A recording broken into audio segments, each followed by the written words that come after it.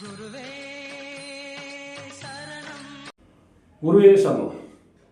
சென்னையிலிருந்து உங்கள் பண்டிட் விஷயம். அன்பர்களே, இன்று நாம் பார்க்க இருப்பது பூரம் நட்சத்திரத்தில் அமர்ந்த கிரக திசை பற்றி பார்க்க போகிறோம். அதாவது உங்கள் லக்னத்திற்கு அந்த கிரகம் யோகம் அவயோகம் இதை தாண்டி பூரம் நட்சத்திரத்தில் அமர்ந்து உங்களுக்கு தசை நடக்கும்போது அந்த தசை காலங்கள் உங்களுக்கு சாதகமாக அமைய நீங்கள் வழிபட வேண்டிய தெய்வம் ஸ்ரீ ஆண்டாள் தாயார்.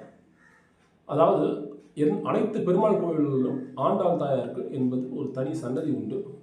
அந்த சன்னதியில் பூரம் நட்சத்திரம் வரும் நாளில் சென்று அவர்கள் பெயரில் அர்ச்சனை செய்து கொள்வதும், அங்கு நெய்வேத்தியம் செய்து வரும் பக்தர்களுக்கு இனிப்பு பலகாரங்கள் நெய்வேத்தியம் செய்து வரும் பக்தர்களுக்கு விநியோகம் பண்ணுவதும், அதேபோல் வீட்டில் தினந்தோறும் ஆண்டாள் தாயார் பாசுரத்தை படிப்பதும் கேட்பதும் நிச்சயமாக பூரம் நட்சத்திரத்தில் அமர்ந்த கிரகதசை உங்களுக்கு மிக சாதகமாக அமையும் என்பதில் எந்த விதமான மாற்று கருத்தும் கிடையாது.